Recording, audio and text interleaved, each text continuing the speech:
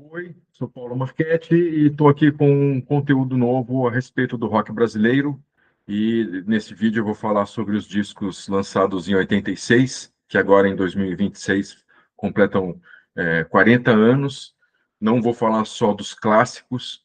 Eu vi, na verdade, eu já tinha feito essa lista, já estava com essa ideia de fazer este vídeo, só que eu estava aguardando para um pouquinho mais para março, assim. Só que eu vi que algumas pessoas já soltaram conteúdo nesse sentido, com, falando dos discos de 86, dos clássicos e tal. Eu falei, não, então deixa, já que eu já me programei, já está tudo na mão, vou soltar isso também.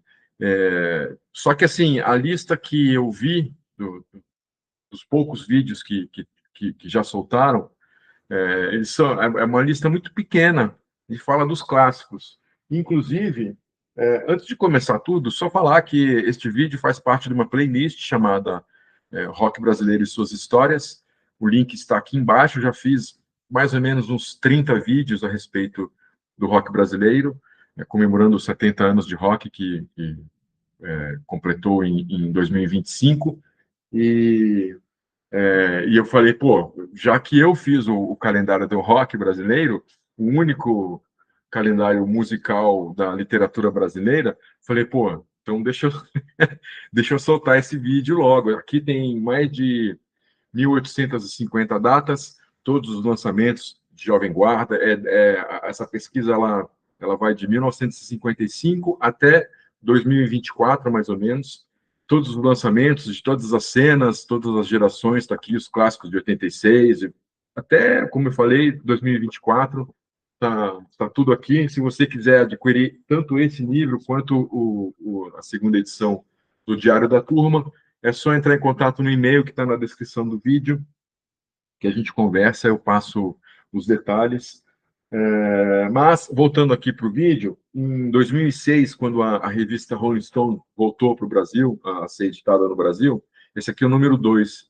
Eu fiz alguns textos, esses textos entraram no número 1, número 2. Aí depois rolou um negócio ali no bastidor que eu pulei fora. E neste número 2 da revista, eu fiz essa matéria aqui, ó, 1986, o ano de ouro do rock brasileiro, que teve muitos clássicos, de fato, lançados nesse. Eu botei a capa da revista, ela tá solta, né? Mas tá aqui, ó. Depois eu peguei essa matéria aqui, e aqui é pequena, eu só falei dos clássicos, né? Ó, Titãs, Legião, o Rádio Pirata, RPM, Paralamas, que também está nessa lista que eu fiz aqui para esse vídeo. Ó, Capital, tudo, enfim. Fiz essa matéria para comemorar os 20 anos, e agora já são 40 anos desses grandes clássicos.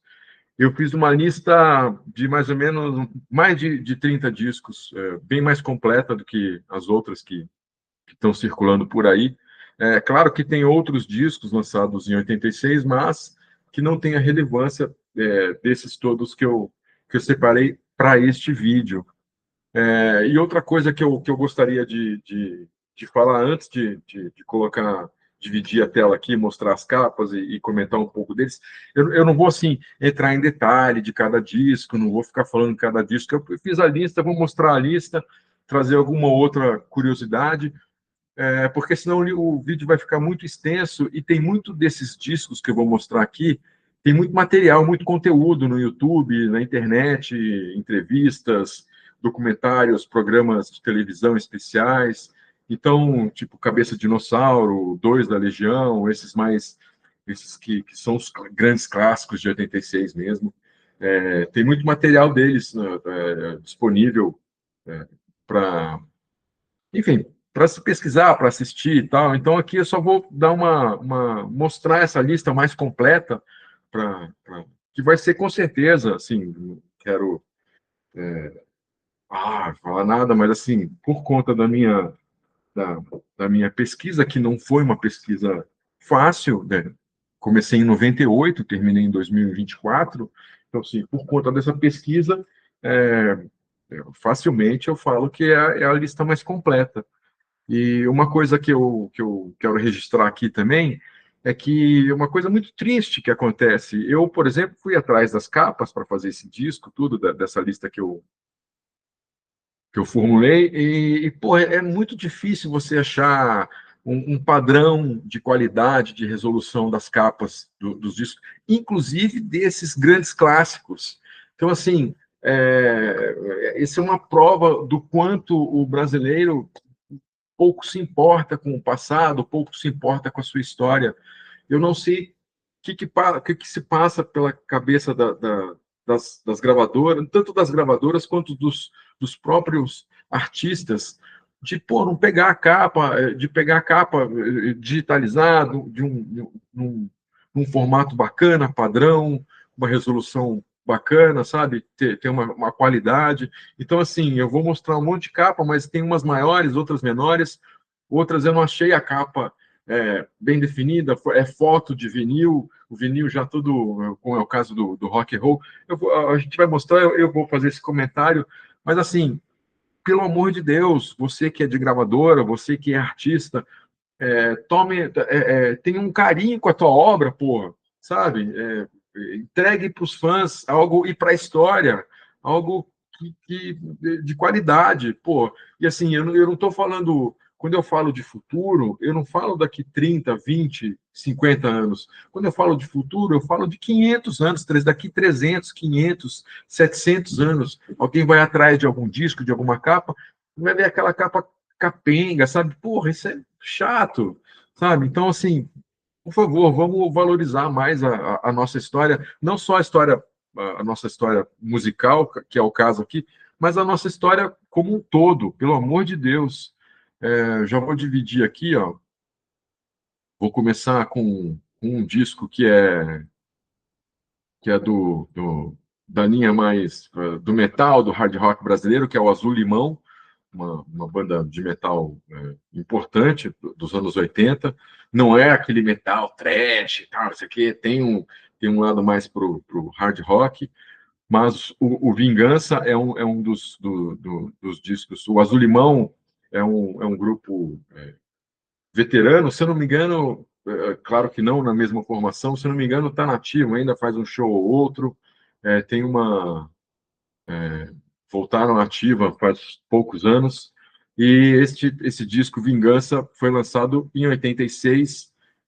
Este é o Barão Vermelho, lançado também em 86. É o primeiro disco do Barão sem o Cazuza. Tem um tem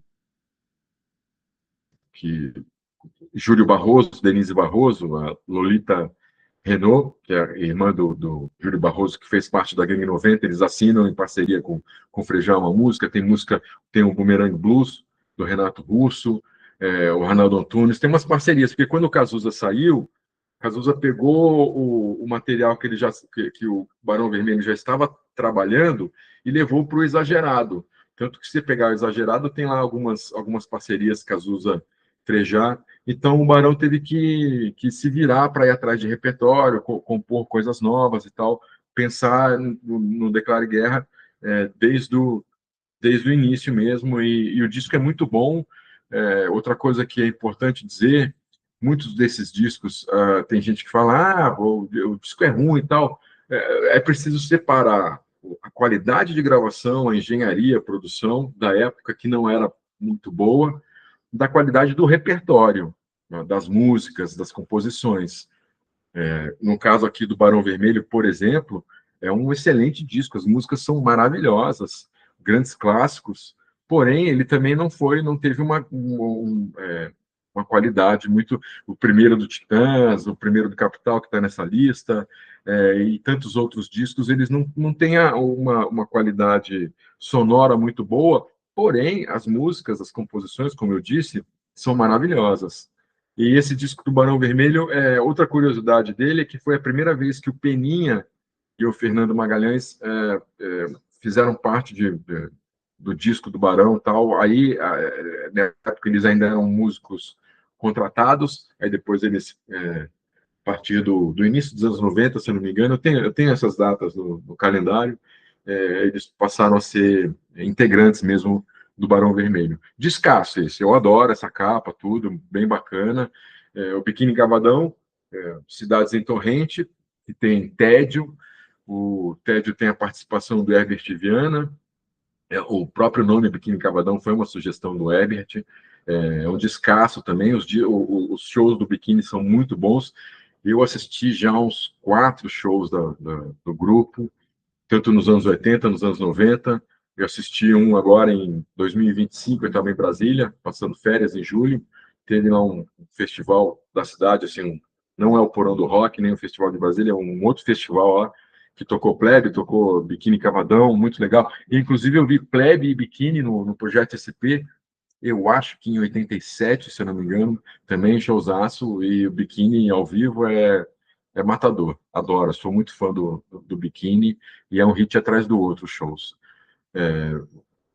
Disco do Camisa de Vênus, o Correndo Risco, esse disco, ele ficou famoso, a música de trabalho é o Cinca Chambó, tocou muito, e tem uma música chamada Só o Fim, que na verdade é uma música do Stones, não está acreditada como Stones, mas o Camisa já tinha feito isso com, se eu não me engano, Só para Passatempo, que é uma música do Jam, que eles também não acreditaram, e também tem no primeiro compacto deles tem uma música do Undertones, que também eles não acreditaram para Undertones.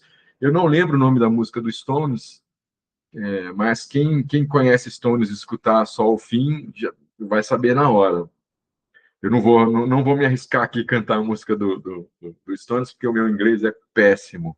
Esse disco é o primeiro do Capital, ele sofre disso que eu falei agora, ele não tem uma boa qualidade de captação, de produção, de captação dos instrumentos, mas é um disco maravilhoso.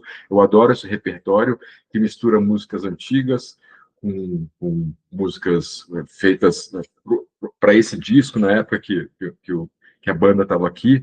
A capa desse disco foi tirada no Museu do Ipiranga, é um reflexo do grupo na água que tinha lá no chafariz, eu não lembro onde, mas tinha aí essa foto, inclusive, as fotos desse disco foram feitas pelo Ico Ouro Preto, irmão do Dinho. O Ico, ele foi guitarrista do Aborto Elétrico, depois ele enveredou para fotografia, tudo, ele é um excelente fotógrafo, trabalhou muitos anos aqui em São Paulo com foto de moda para a revista Vogue, Elle, e para jornais, Folha, tudo, fez grandes trabalhos de fotografia, fez algumas capas, essa do Capital é uma, a do Musak, que também está nessa lista, as fotos do Musak também foram feitas pelo Ico, e esse disco ele foi lançado, tava indo bem, assim, ele foi meio assim, lançou, ele estava ali, não chamou muita atenção, só que a censura foi lá e carimbou o disco,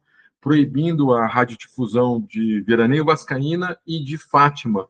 Daí, a partir do momento em que a censura carimbou, proibido para menores, todo mundo foi, então, assim, acho que já estava, assim, já tinham 5 mil cópias vendidas, mais ou menos, e o disco foi para, vendeu mais de 50 mil cópias, só por causa do selo de o que é proibido é sempre melhor, né? Então, isso aconteceu com esse disco e ele acabou que fez um grande sucesso. Como eu falei, ele não tem uma qualidade boa de produção, porém é um bom registro. Existe um show especial do Capital, você acha no YouTube, é um show em estúdio fechado que eles reproduzem agora, atualmente, assim, nos anos 2000, 2010, na década de 2010, se não me engano, eles tocaram um repertório, eles fizeram esse disco inteiro. Então vale a pena procurar. Eu não lembro o nome do arquivo, nada mas tem essa apresentação deles tocando esse disco inteiro, agora atualmente, e é muito bom. Clássico do Cólera, Pela Paz em Todo Mundo. A curiosidade desse disco é que ele foi gravado no Vice-Versa, um estúdio muito procurado e muito usado, utilizado por grandes artistas do Brasil inteiro, que é de São Paulo. E esse disco tem uma qualidade maravilhosa, e foi com ele que o Redson fechou uma turnê europeia, que aconteceu em 87, foi o primeiro grupo brasileiro a fazer uma turnê pela Europa, e nem tem muito o que fazer, sou suspeito, é um punk velho que sou, comprei esse disco na época, todos os discos, Gritos Suburbanos, Sub, Começo do Fim do Mundo, Tente Mudar o Amanhã, todos os discos, desse período eu saía, eu comprava. Eu morava em Brasília, passava férias em São Paulo, eu ia na Punk Rock Discos e comprava tudo. Primeiro disco do Engenheiros, com essa formação, que é o único que tem essa formação, com o Marcelo Pitts, se eu não me engano, eu esqueci o sobrenome dele. Logo depois, e esse disco ele é resultado de uma coletânea. Tem um vídeo que eu falei das coletâneas dos anos 80, só procurar na playlist.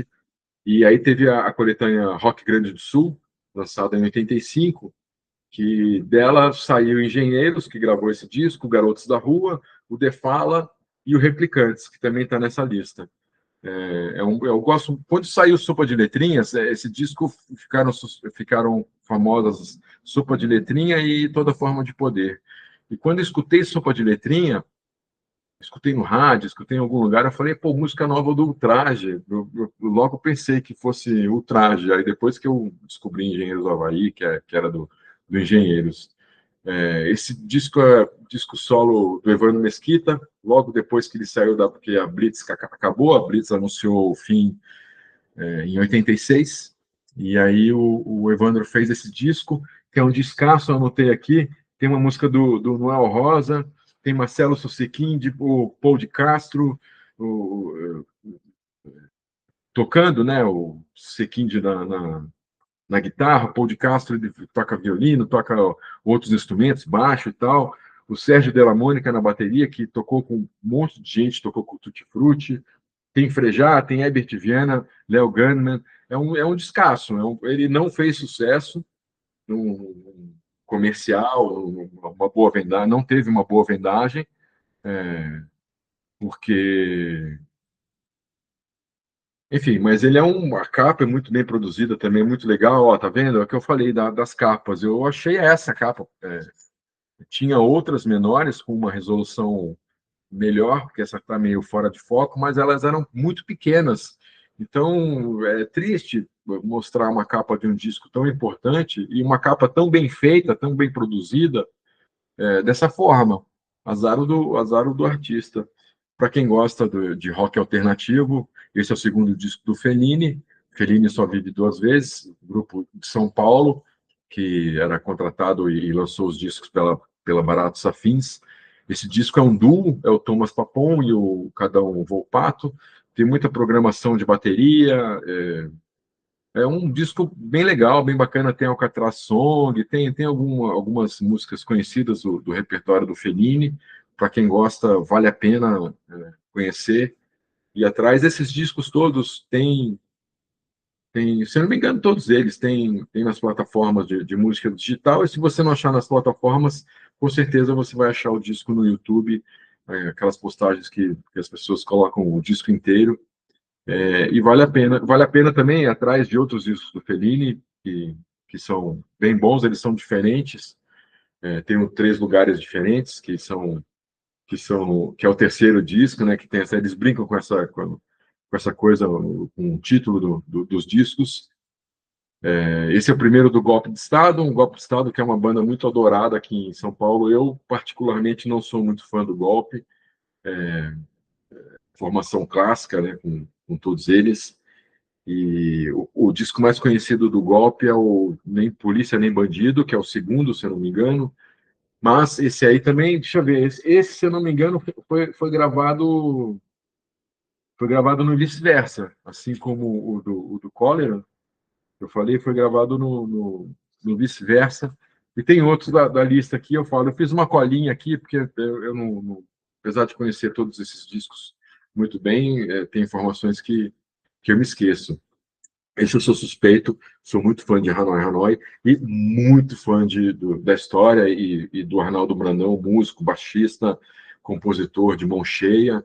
Esse é o primeiro disco do Hanoi Hanoi, tem Totalmente Demais, tem Bom Sucesso 68, é um descasso, maravilhoso. O Arnaldo Brandão, Alô, Rio de Janeiro, alô,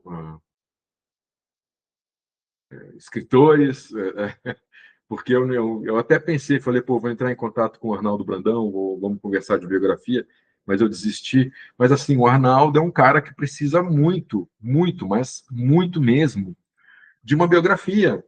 Ele tem muita história.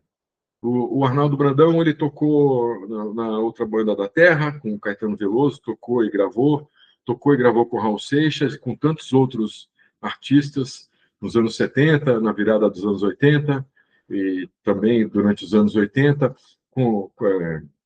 fez parcerias com o Lobão, com Cazuza e com tantos outros grandes nomes, Tavinho Paz, e ele foi visitar o Caetano e o Gil quando eles estavam em Londres. Ele tocou fez uma participação. O Gil fez uma pequena participação no festival da Ilhas Wright, e o Arnaldo está lá tocando baixo. Eu acho que tem essa imagem no YouTube também, vale a pena ver.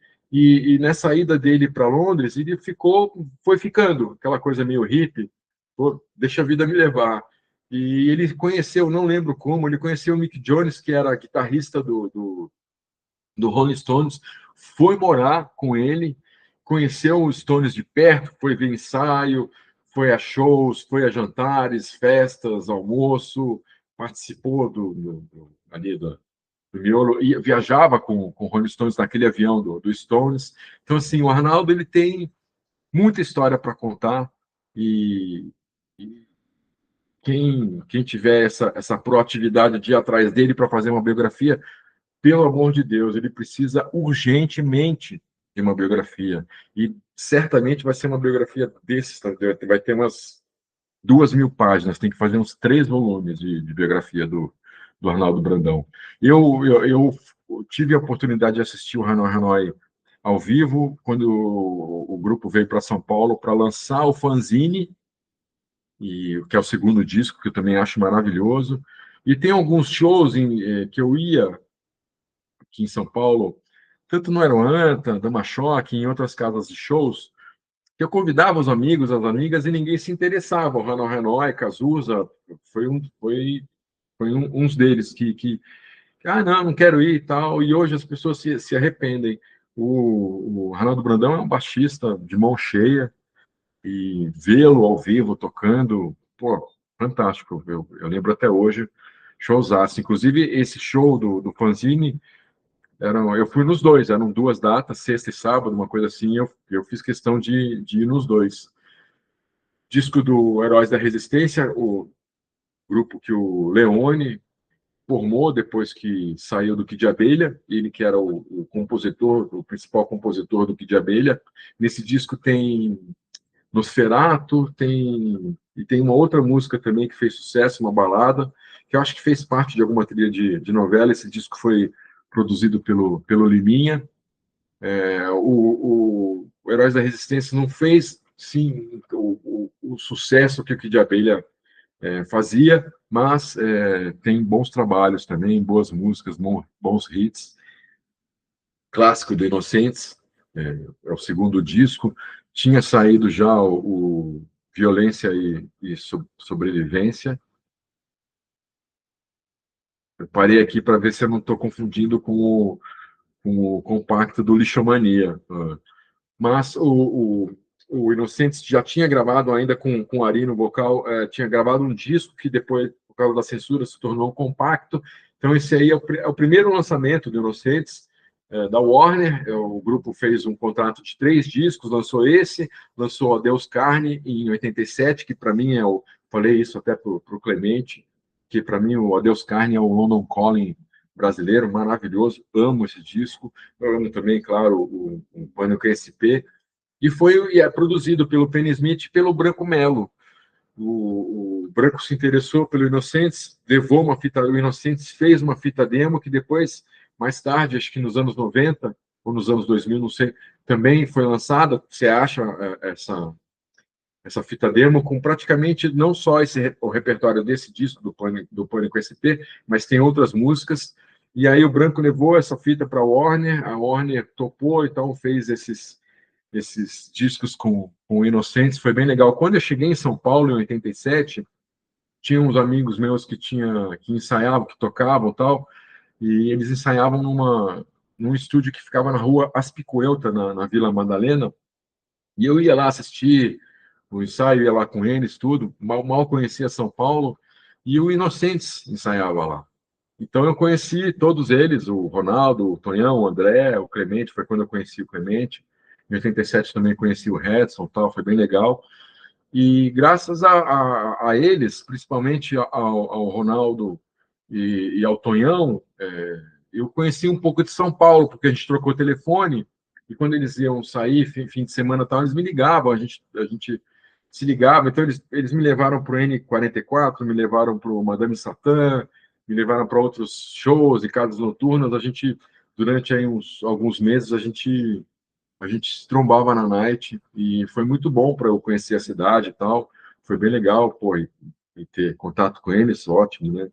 Maravilhoso. Foi um período que eu cheguei em São Paulo assustado, tal, meio triste, não queria ter deixado Brasília e tal. E essas coisas assim de conhecer essas pessoas e conhecer esses lugares, ver os shows e tal, isso foi me acalmando. É o segundo disco do Ira, Vivendo e Não Aprendendo. Quando eu me mudei para São Paulo, nessa época, primeiramente, eu fiquei um tempo na casa da minha avó, porque a gente veio meio que de repente para São Paulo, ainda sem apartamento, alugado aqui, eu, minha mãe e meu pai, minhas irmãs já estavam aqui, e eu fui morar na casa fui ficar hospedado na casa da minha avó, e na mesma rua, a minha prima de Piracicaba, Denise Bergamin, morava, e ela era casada com o Binga, o Paulo Tchekoli, tecladista, arranjador, produtor, compositor, e eu passei a conviver muito com eles, com o casal. Eu ia direto, como eu falei, não conhecia direito São Paulo, tudo. Então eu passei a ficar muito na casa deles e saía com o Binga, a gente compôs muita coisa junto. O Binga ele é tecladista, ele tocou com o Escova e a Máfia, tocou no Anjo Caído, uma banda lançada pela Continental, que não fez muito sucesso. E eu, além de parceiro musical dele, amigo dele, eu também comecei a trabalhar de hold para ele, nesses shows. Ele também era músico contratado, então. E a gente gravava muitos jingles. Ele era contratado também para fazer trilhas e jingles. E nos jingles, geralmente, ele me colocava para cantar esses jingles. E a Denise Bergamin, ela fez parte aí da formulação dessa capa aí, da produção dessa capa. Não sei dizer direito o que ela fez, mas ela faz parte da equipe que produziu essa capa. O Ira tem, esse disco é maravilhoso, muito bom, e tem Flores em Você, que é também uma música, como eu falei do Caminho de Vênus, o Flores em Você é também uma música do Jam, praticamente uma música do Jam, igualzinha. Quem arranjou essa música, inclusive, foi o Jacques Molenbeek, mas ela é praticamente igual ao Jam, e também não tem o crédito do Jam para essa música. Seguindo aqui, primeiro disco, logo que o Kid Vinil saiu do Magazine, grande sucesso, com Ilha Boy, Tique Tique Nervoso, Adivinhão, e outras, ele formou esse grupo, Kid Vinil e os Heróis do Brasil, só músico de primeira linha, e na guitarra tinha o André Cristóvão. Esse disco, inclusive, ele é praticamente as músicas que compõem esse disco são composições do André Cristóvão. Tem uma ou outra que é versão, que é cover e tal. É, tem a participação, tem back vocal do Ed Ted, do Coqueluche, porque tem a gravação de Conta da Light, e tem participação da Virginie também nos back vocals, a Virginie do Metrô. É um descasso, também não fez grande sucesso comercial, tudo, mas é um descasso, vale a pena ir atrás, porque, como eu falei, é um, é uma reunião de grandes músicos, e é um belíssimo registro. É o segundo disco do Kiko Zambianchi, Quadro Vivo, fez muito sucesso a música Alguém, da EMI também, com aquela turma toda, a direção artística de Maírton Bahia. Se eu não me engano, a produção é do Kiko. Eu gosto muito do Kiko, somos amigos, ele é de Ribeirão Preto, eu sou de Piracicaba. Conheci o Kiko através do Binga, do Paulo Tchekoli, e, e nos falamos até hoje, tudo, sou grande fã do trabalho do Kiko, principalmente do primeiro disco, Johnny, eu acho maravilhosa a música. Seguindo aqui, está aí um dos que estão na prateleira de cima, dos clássicos de 86, Legião Urbana.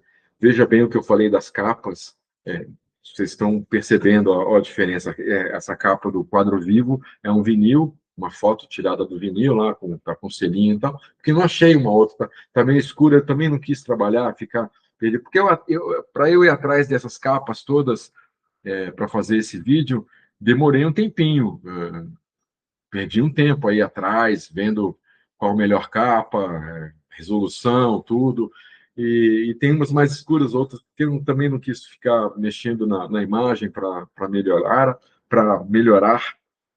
a imagem. Eu estou falando um pouco acelerado, desculpa, mas exatamente para não deixar esse vídeo muito extenso. E aí você vê essa capa do Kiko, pô, poderia ser uma capa melhor. Alô, EMI, alô, EMI. E essa capa do Legião que também não condiz com a cor verdadeira da capa do vinil, até do CD, tudo. É uma cor mais clara, tá- que eu achei, foi a melhor resolução que eu achei, o melhor tamanho também. Veja bem, Legião Urbana 2 tem dificuldade de achar essas coisas dos grandes clássicos, não só de 86, mas de todos os grandes clássicos da música brasileira, MPB, tudo. É muito difícil. Então, pelo amor de Deus, deem atenção a isso. Esse disco não tem nem muito o que falar. Esse é um deles, é um desses que você acha muito conteúdo no YouTube, de entrevista, de especial que foi feito sobre o disco. Curiosidade, é Tempo Perdido, é uma versão de uma música antiga da própria Legião, chamada 1977. O Legião, quando se estabeleceu em 83, com o trio, o Renato, Bonfá e Dado, eles tinham um repertório maravilhoso, já conhecido do primeiro disco e do terceiro disco. O grupo era muito pesado, tocava mesmo porrada, e 1977 era uma música dessa, era uma dessas que era uma música que era bem porrada e se transformou em Tempo Perdido. E Fábrica, também existe uma primeira versão de Fábrica, e Legião tocava, aí depois o Renato eles mexeram tanto no arranjo das músicas quanto na letra, mas tem essa curiosidade dessas duas músicas que dá para encontrar aí, quem gosta de pesquisar e tal, dá para achar 1977 e dá para achar também a primeira versão de Fábrica. Esse disco do Léo Jaime, o Léo Jaime ele fez bons discos deixa eu ver se eu anotei alguma coisa desse Léo Jaime. O mais famoso dele é o primeiro, né? É o primeiro disco dele, que é o Foda-se, o mais famoso, tal, que tem Sônia, tem um monte de músicas legais, mas ele continuou produzindo bons discos. Ele foi muito mais para um lado mais romântico, do que pro rockão mesmo. Ele gostava muito do rock and roll, ele é muito influenciado pelo rock dos anos 50, Elvis, aquelas coisas todas. Ele fez parte do João Penca e seus miquinhos amestrados. Esse disco, ele tem um timaço, se eu não me engano, ele é produzido pelo Liminha, posso estar enganado, mas tem Liminha no baixo, o João Baroni na bateria, o Herbert Viana e o Serginho Serra fazem também guitarras, participam das guitarras, e tem o Nico Rezende, que é um grande tecladista, arranjador, trabalhou com vários artistas, arranjou e produziu músicas e discos para um monte de artistas. Então é um timaço, você vê. Liminha, Baroni, Ebert, Serginho Serra, Nico Rezende, é timaço para esse disco aí. Vale a pena. Essa foto, inclusive, foi feita pelo J.R. Duran. O Duran ele era famoso porque ele fazia a maioria das revistas Playboy. Esse é um descasso mais um disco legal do Língua de Trapo. Língua de Trapo que fazia parte da cena da vanguarda paulista, junto com o Itamar Assunção, com o Arrigo Barnabé, o Grupo Rumo, Premeditando Break e tantos outros. E a curiosidade desse disco é o título, que para mim serviu de inspiração para um disco do Titãs, que é o disco do Titãs é a melhor banda de todos os tempos da última semana, se eu não me engano. O nome desse disco é 17 Big Golden Hits super quentes mais vendidos do momento. E tem uma coisa meio ali similar. E o Titãs, ele é também influenciado pela vanguarda paulista. Você pega o primeiro disco, tem muita coisa ali da sonoridade de composição e de arranjo que você ouve muito na vanguarda paulista, coisas de acordes e o jeito de cantar, essas coisas todas. O Titãs era influenciado, e o Língua de Trapo maravilhoso. O Língua de Trapo ele ficou muito famoso pela música Como é Bom Ser Punk, que, se eu não me engano, fez parte de um festival, o Festival Shell da Globo e tal. Bem legal. Eu sou suspeito também, adoro Língua de Trapo. Tá aí, tá vendo as capas, né? Estou mostrando aqui, você vê a diferença, ó. Foto de vinil, e o do Lobão, Rock and Roll, que também é outro clássico que está na prateleira de cima dos clássicos de 86, é foto de um vinil, e olha a foto. Eu não achei outras, uma melhor, uma melhor resolução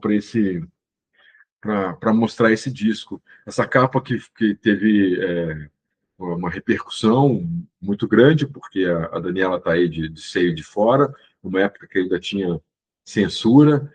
Esse disco tem Noite e Dia, que é uma composição do, do, do Júlio Barroso, da Gangue. A Gangue 90 gravou Noite e Dia no primeiro disco, e depois o Lobão também gravou no Rock and Roll.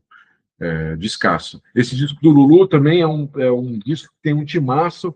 Eu anotei aqui, deixa eu ver onde está, mas está anotado aqui na minha cola. Ele tem uma música nesse disco que eu sou apaixonado, que se chama Roxidane, que é a última faixa, que é uma crítica aos executivos do mercado fonográfico, uma crítica ao mercado bem humorado, inclusive, é um rockão bem bacana. Mas olha o time: Arthur Maia, baixista, que já nos deixou, o Nico Rezende, o Cláudio Infante na bateria, tá doido, Léo Gandman, que participou de vários desses discos que eu estou mostrando aqui, o Lincoln Olivetti participa de uma ou duas faixas tocando baixo, e também é um timaço, cara, que gravou esse disco.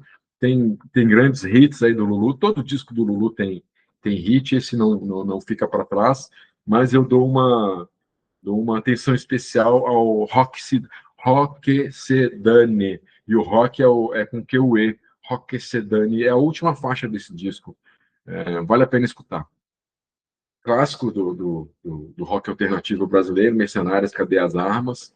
Também lançado pela Baratos Afins, e, se eu não me engano, também foi gravada, esse disco foi gravado no Vice-Versa, tá? Confirmando aqui. Talvez o Luiz Calanca, da Baratos Afins, tenha, enfim, fez acordo, não sei, contratava o Vice-Versa, e vários artistas da Baratos Afins gravavam no Vice-Versa. O Cadê as Armas é um descasso, tem todo o primeiro repertório da Mercenárias, tem participação do Edgar Escandurra, porque o Edgar ele fez parte das Mercenárias, então ele participa tanto fazendo back vocal quanto fazendo guitarra numa faixa ou outra. Mercenários lançou um segundo disco pela EMI, que infelizmente, além dentro desse pacote que eu estou falando de capas, o Trashland não está em nenhuma, a EMI não disponibilizou em nenhuma plataforma de música digital, que eu acho um pecado, que também é um descasso, é bem diferente do Cadê as Armas, mas é um descasso produzido pelo Thomas Papon e pelo Escandurra, muito mais pelo Thomas Papon, porque na época da gravação do Trashland, o Escandurra estava muito ocupado com a agenda do Ira, mas ele também assina a produção. Quando ele estava com tempo livre, ele ia para o estúdio e ajudava, e também tem um repertório maravilhoso. E, enfim, é um clássico. Hoje todo mundo conhece, quem gosta de rock brasileiro, todo mundo conhece Cadê as Armas, mas na época era restrito a quem gostava mais de rock alternativo, quem tinha mais acesso aos discos independentes. E aí era um disco cult que se tornou um grande clássico. Tá aí o Muzak, que eu falei, que o Ico fez as fotos desse disco, o Ico Ouro Preto.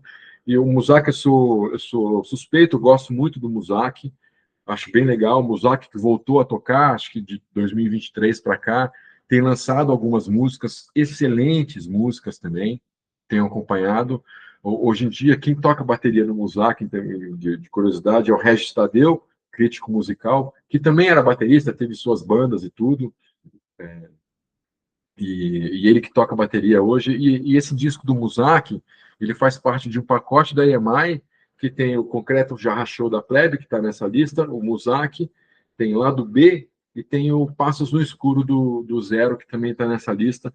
Foram 4 bandas que lançaram esses mini LPs, que não deu muito certo. Era assim, a ideia era lançar um disco com poucas faixas, que no caso desses discos eram, sei lá, 7, de 6 a 8 faixas no máximo, para colocá-los no mercado e vendê-los mais barato. Só que os lojistas, não sei se a gravadora também está envolvido nisso, os lojistas colocavam um preço normal de disco, o disco que tinha 12 músicas e tal. Então não deu muito certo essa coisa de fazer um disco com poucas faixas para se vender mais barato.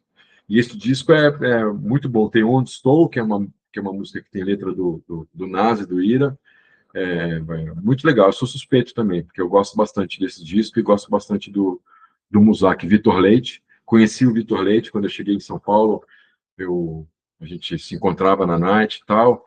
Ele chegou a tocar com o Thunder, eu acho, aquela banda do Nossa Senhora Aparecida, né? Eu não lembro o nome do grupo. Mas a gente se esbarrava tudo. Se eu não me engano, até foi o próprio Binga, o Paulo Tchekov, que me apresentou ele. O Vitor era um cara muito bacana, energia boa, cara bem legal. A gente sempre conversava de música e tal. Ele tinha um baita conhecimento, um cara muito gente boa.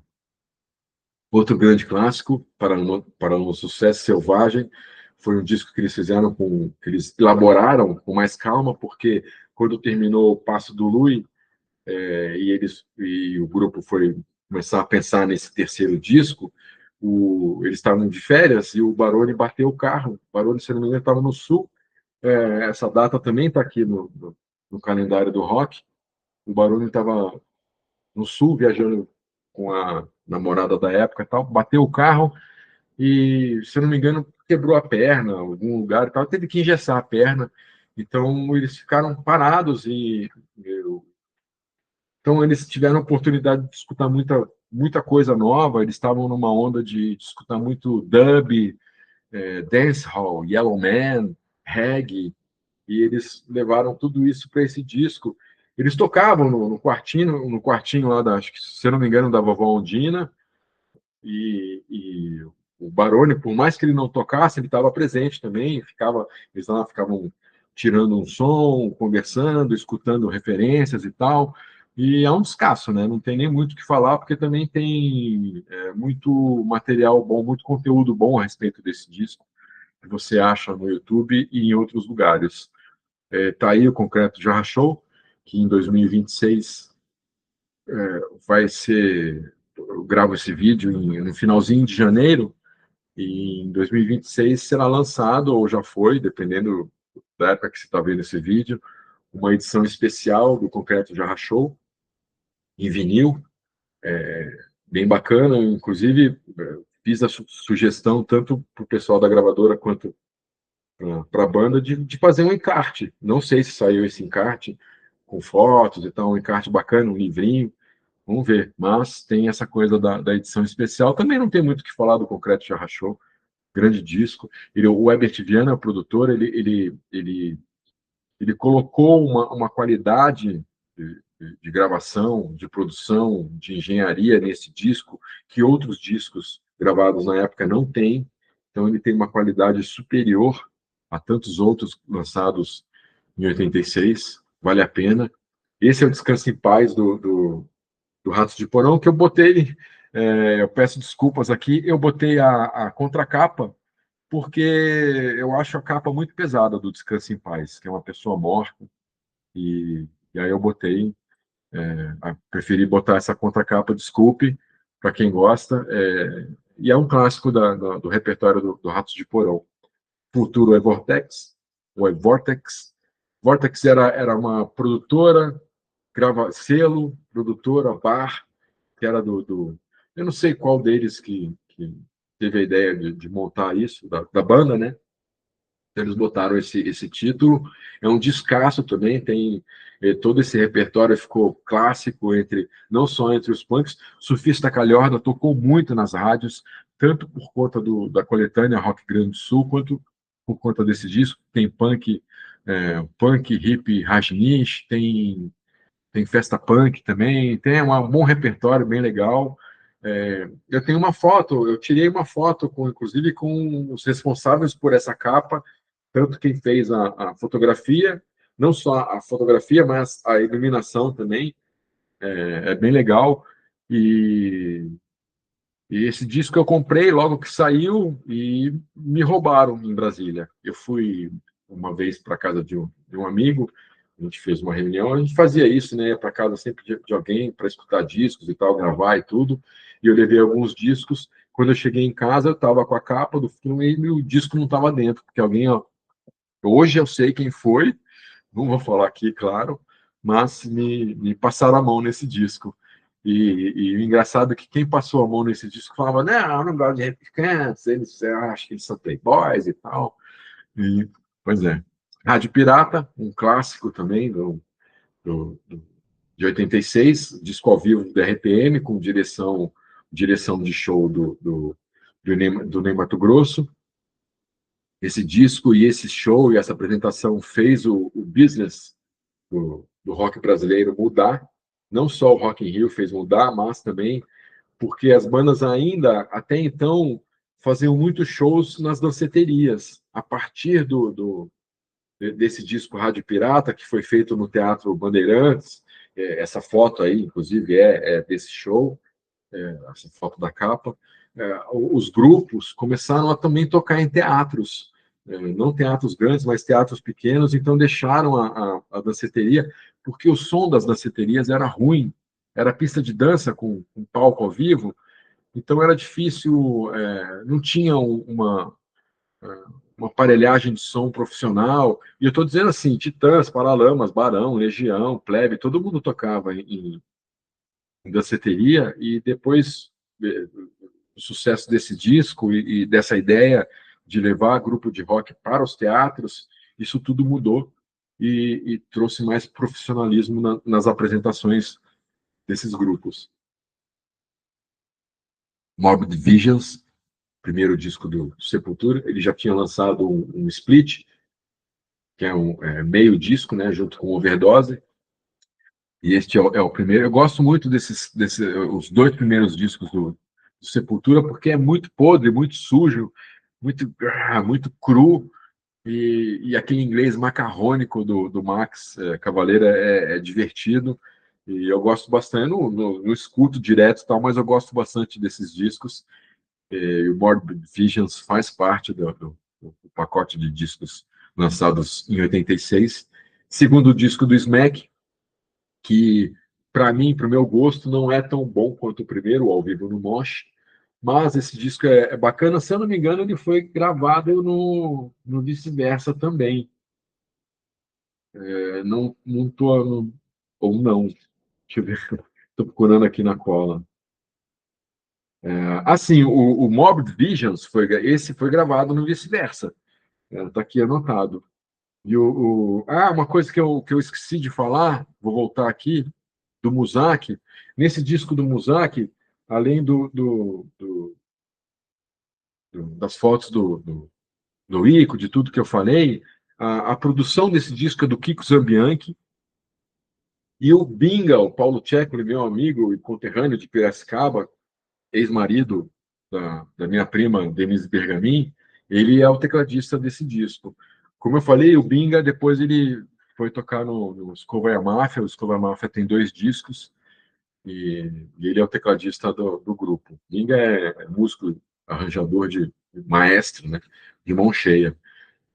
E esse disco do Smack, como eu estava falando, ele é um bom disco, legal, tem participação. O Edgar Escandurra já não estava mais no grupo por causa da agenda e dos compromissos com Ira, mas ele participa desse disco, não, acho que não em todas as faixas, mas na maioria delas.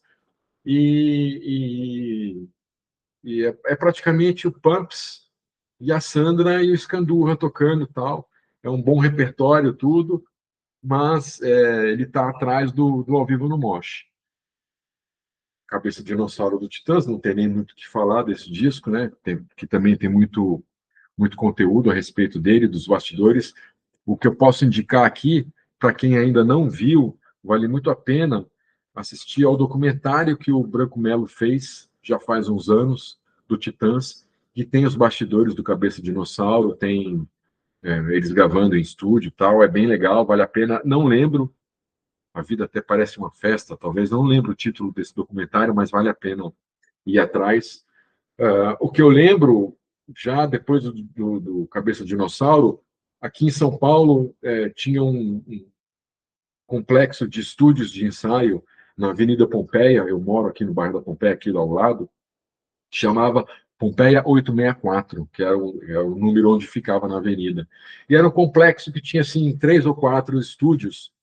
E muita gente ia lá, você ia lá à tarde, sempre tinha banda, sempre tinha alguém, produtor, músico e tal. Era um lugar que você ia para tomar um café, fumar um cigarrinho, trocar ideia, fazer networking.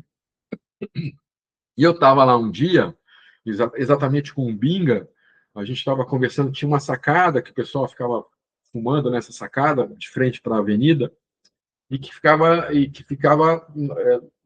de frente a essa sacada ficava o estúdio principal desse complexo. E estava eu, bem aleatório isso, estava eu, Binga e o Ralph, da dupla Christian Ralph, conversando, trocando ideia, enfim, falando de qualquer coisa. E, de repente, cara, abre a porta do estúdio, aquelas portas mesmo, grandes assim, abre assim, sai 2 caras do Titãs brigados. Vou embora e pá! Aí a porta fecha, passa um tempo, aí a gente fica assim, caceta. Meu Deus, que clima, hein? Aí abre a porta de novo, assim, blam, e sai mais um. Né, eu não lembro quem, porque a memória não.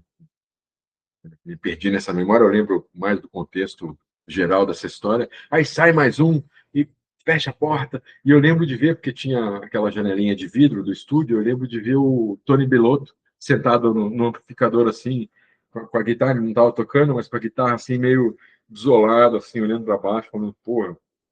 Sabe? Então, e eles estavam num período de composição, eles estavam começando a compor para o que veio a ser o Jesus Não Tem Dentes no País dos Banguelas. Então foi bem aleatória essa história, assim, e a gente assistia essa, essa cena. Se eu não me engano, o Capital Inicial ensaiava lá, o Camisa de Vênus ensaiava, putz, todo mundo ensaiava nessa época. E esse é o último da lista, Passos no Escuro, do zero. Tem, inclusive, um livro a respeito desse disco.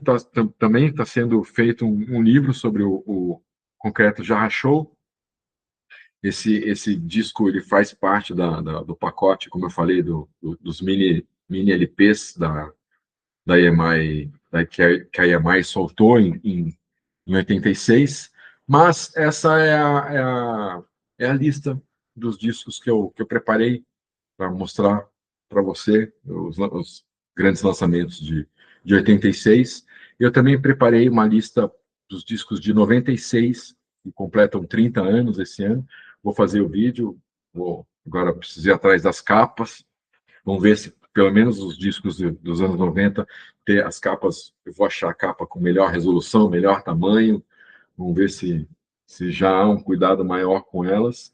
E só para lembrar, antes de fechar este vídeo, para quem quiser, então, tanto o calendário do rock brasileiro quanto a segunda edição do Diário da Turma, que é pequenininha, comparado à primeira edição. Essa primeira edição ela faz parte ela está no acervo da Biblioteca da Universidade da Califórnia. apesar dele ser pequenininho, então ele tem mais texto que esse aqui. Esse aqui tem muita imagem, né? Muita imagem, quem tem sabe, e esse aqui tem muito mais texto. A gente trabalhou mais o texto do que as imagens. Este livro foi editado pelo professor, é uma honra para mim, pelo professor Briquet de Lemos, que é o pai do Fê e do Flávio, que tocavam no aborto elétrico, depois formaram o Capital Inicial. Foi ele que editou esse livro. É uma honra para mim tê-lo. Quando eu preparei o primeiro rascunho do que veio a ser o Diário da Turma, a primeira pessoa para quem eu entreguei para ler foi exatamente o professor Briquet, que ele leu, falou, cara, estava na dúvida, eu tenho um livro na mão ou não tenho? E ele me retornou falando, cara, você tem um excelente livro na mão, vai fundo, continua. E ele falou, uma pena, porque não tenho possibilidades de lançá-lo, mas você tem um grande material na mão, tal, vai firme. E aí depois, em 2000, a primeira edição é de 2001, e essa edição aqui é de 2013 barra 2013 barra 2014, porque eu lancei no finalzinho do ano, e é editado por ele. E tem muito mais texto. Então é isso. Para você que caiu de forma aleatória, lembro que essa playlist, Rock Brasileiro e Suas Histórias, o link está aqui embaixo desse vídeo. É, espero que você tenha gostado desse conteúdo e procure outros.